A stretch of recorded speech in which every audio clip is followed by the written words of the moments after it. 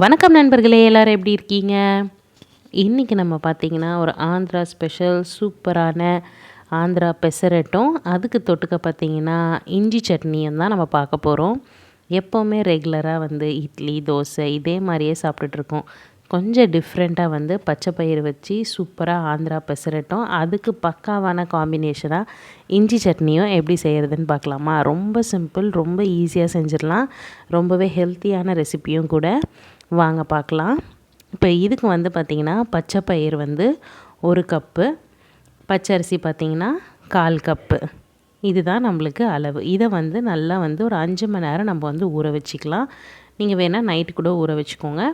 But ஒரு 5 to 6 hours ஊறிச்சுன்னா போதும். நீங்கள் ஈவினிங் ஒரு ஸ்நாக்காக இல்லை ஈவினிங் ஒரு டிஃபனாக நீங்கள் செய்கிறீங்க அப்படின்னா நீங்கள் காலைல ஊற வச்சிங்கன்னா போதும். இப்போ பார்த்திங்கன்னா இப்போ ஒரு 5 to 6 ஹவர்ஸ் நம்மளுக்கு இந்த பச்சை பயிரும் அரிசியும் ஊறிடுச்சு.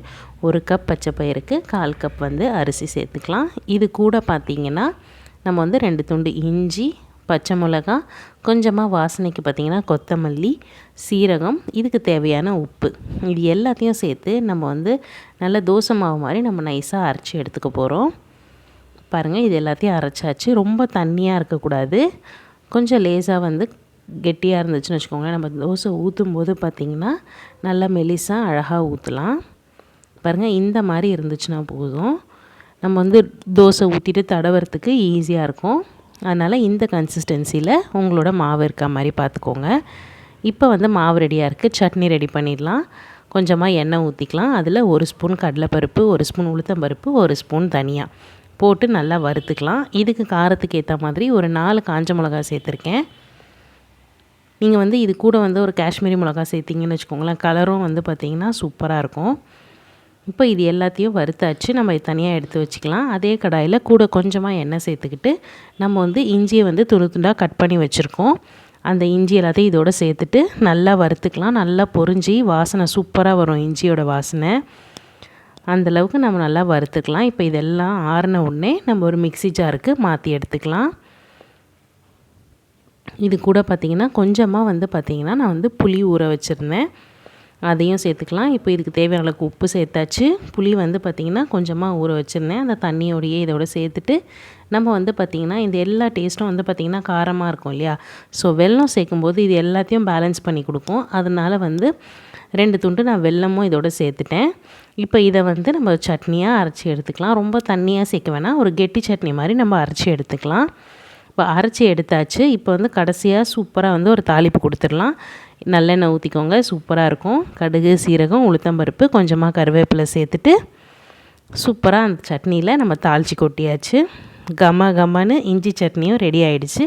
இப்போ நம்ம தோசை ஊற்றிடலாம். பாருங்கள், பார்க்கும்போதே எவ்வளோ சூப்பராக இருக்குது பாருங்கள். இப்போ தோசை ஊற்றுறதுக்கு பார்த்திங்கன்னா நம்ம ப்ளெயின் தோசையும் ஊற்றிக்கலாம். அப்படி இல்லைனா வெங்காயம், பச்சை மிளகாய், இஞ்சி நான் கட் பண்ணி வச்சுருக்கேன். அதை தவாலியே பார்த்திங்கன்னா லைட்டாக நம்ம ரோஸ்ட் பண்ணி எடுத்துட்டு அதுக்கப்புறமா நம்ம தோசைக்கு மேலே போட்டோன்னா சூப்பராக இருக்கும்.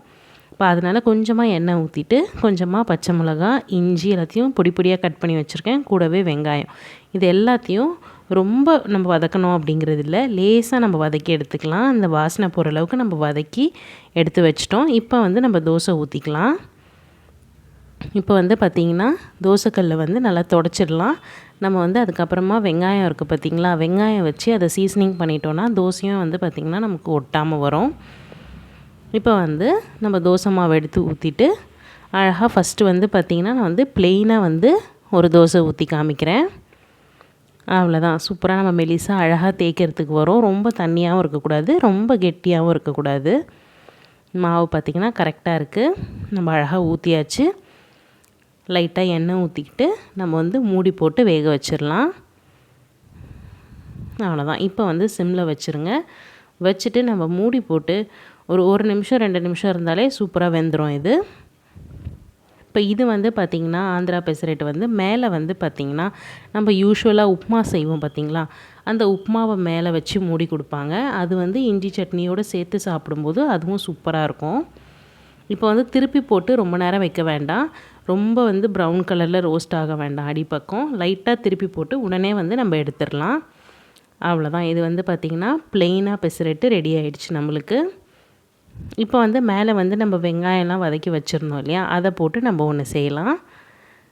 லைட்டாக வெங்காயம் வச்சு தேய்ச்சிட்டு அதுக்கப்புறமா அழகாக அதே மாதிரி ஒரு தோசை ஊற்றிடலாம். பாருங்கள் அழகாக வருது பாருங்கள், சூப்பராக. இப்போ இதுக்கு மேலே வந்து நம்ம லைட்டாக வதக்கி வச்சுருந்தோம் இல்லையா, அந்த வெங்காயம், பச்சை மிளகாய், இஞ்சிலாம் அதெல்லாம் மேலே அழகாக தூவி விட்டு ஒரு மூடி போட்டு வேக வச்சு எடுத்துடலாம். அதே மாதிரி கொஞ்சமாக எண்ணெய் ஊற்றிக்கிறோம், ஒரு மூடி போட்டு வேக வச்சு எடுத்துடலாம். இது வந்து திருப்பி போடணும் அப்படிங்கிறது இல்லை, அப்படியே மூடி போட்டு வேக வச்சாலே போதும். இப்போ பாருங்கள் இது வந்து வெந்துருச்சு. அழகாக பாருங்கள் சைடில் அழகாக அப்படியே எழும்பிட்டு வரும் தோசையே, நல்லா வெந்திருக்கும். அவ்வளோதான், சூப்பரான ஆந்திரா பெசரட்டு ரெடி ஆகிடுச்சு. நீங்கள் வேணால் உப்புமா வச்சு கூட நீங்கள் ட்ரை பண்ணி பாருங்கள், அதுவும் ரொம்பவே சூப்பராக இருக்கும். இப்போ நம்ம டேஸ்ட் பண்ணிட வேண்டியது தான். செம்ம டேஸ்ட்டாக இருந்துச்சு. கண்டிப்பாக வாரத்தில் ஒரு நாளாவது நம்ம கண்டிப்பாக ட்ரை பண்ணி சாப்பிடுவோம். இந்த சட்னி பார்த்திங்கன்னா அவ்வளோ அட்டகாசமாக இருக்கும். ரொம்பவே இது வந்து இந்த சட்னி வந்து பார்த்திங்கன்னா இட்லி தோசைக்கெலாம் கூட தொட்டுக்கலாம், ரொம்ப சூப்பராக இருக்கும். அவ்வளோதான், சூப்பரான ஆந்திரா பெசரட்டு ரெடி ஆகிடுச்சு. நீங்களும் ட்ரை பண்ணி பாருங்கள். இந்த வீடியோ உங்களுக்கு பிடிச்சிருந்ததுன்னா லைக் பண்ணுங்கள், உங்கள் ஃப்ரெண்ட்ஸ் அண்ட் ஃபேமிலியோட ஷேர் பண்ணுங்கள். மறக்காமல் நம்ம சேனலுக்கு சப்ஸ்கிரைப் பண்ணி எங்களுக்கு சப்போர்ட் பண்ணுங்கள். திரும்பவும் இதே மாதிரி ஒரு அட்டகாசமான வீடியோவில் உங்களை பார்க்குறேன். அது வரைக்கும் பாய்.